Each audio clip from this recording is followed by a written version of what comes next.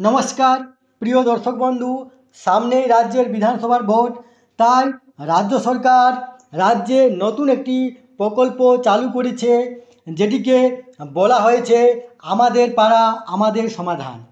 এই প্রকল্পের মাধ্যমে প্রত্যেক বুথকে 10 লক্ষ টাকা করে দেওয়া হবে, যার উদ্দেশ্য হলো বুথকে মজবুত করা। আসুন আমরা ভিডিওর মাধ্যমে দেখে নেব যে কতদিন ধরে এই যে প্রকল্প সেটি চলবে, এবং এই যে এই প্রকল্পে 14টি বিষয়ের উপর কাজ হবে বা আবেদন শুরু হবে। সেই 14টি বিষয় আমরা দেখে নেব।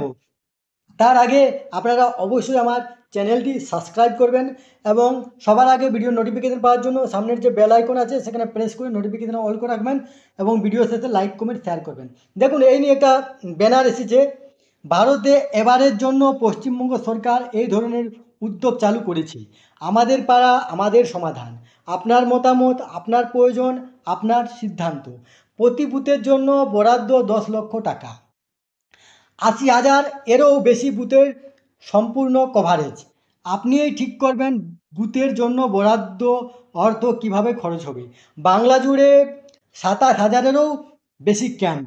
কর্মসূচির সময়সীমা 60 দিন ক্যাম্প, 30 দিন প্রশাসনিক মূল্যায়ন, 90 দিন বাস্তবায়ন শুরু। ক্যাম্পে সাধারণ মানুষের জন্য দুয়ারে সরকার ডেস্কও থাকবে। এখানে বলা হয়েছে 3টি বুথ নিয়ে একটি করে ক্যাম্প আয়োজিত হবে। কলকাতা পৌরসভা এলাকায় 2টি বুথ নিয়ে একটি ক্যাম্প হবে। কাজের সময়সূচি, বর্তমান অবস্থা এবং অগ্রগতি আপনি দেখতে পারবেন। ওয়েবসাইট যে দেওয়া হয়েছে সেটি হলো apas.wb.gov.in।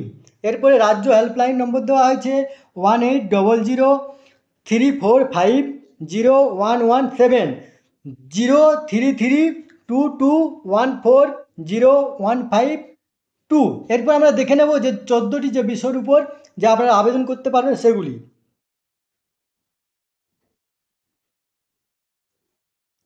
দেখুন, আমার পাড়া আমার সমাধান যে প্রকল্প কী ধরনের সমস্যা সমাধান তার এসওপি প্রকাশ করলো নবান্ন।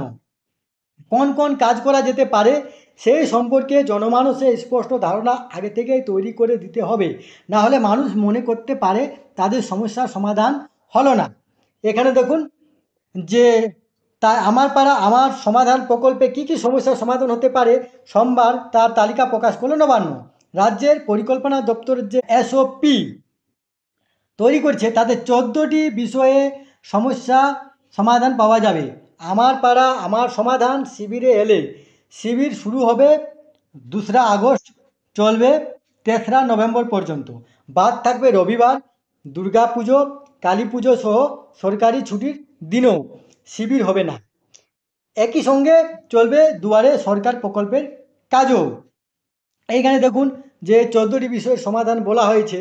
এখানে সেই তালিকায় রয়েছে নিকাশি নালা তৈরি বা সংস্কার, টিউবওয়েল, পাইপলাইন, ট্যাঙ্ক বসানোর মতো পানীয় জলের ব্যবস্থা, রাস্তায় আলো লাগানো সহ বৈদ্যুতিন ব্যবস্থা, কমিউনিটি টয়লেট নির্মাণ, অঙ্গনওয়াড়ি কেন্দ্র ও প্রাথমিক স্কুলে ছোটোখাটো মেরামতির কাজ, খেলার মাঠ, পুকুর, বাউন্ডারি ওয়াল, বাজার বা বাস স্টপে ছাউনি বসানো, বর্জ্য ব্যবস্থাপনা এবং কমিউনিটি শেড তৈরির মতো একগুচ্ছ সমস্যার সমাধান।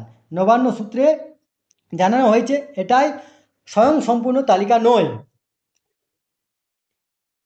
এই সকল যে কাজগুলোর জন্য আপনারা আবেদন করতে পারবেন, এই তথ্যটি আপনাদের সাথে শেয়ার করলাম। সুস্থ থাকবেন, ভালো থাকবেন, ধন্যবাদ।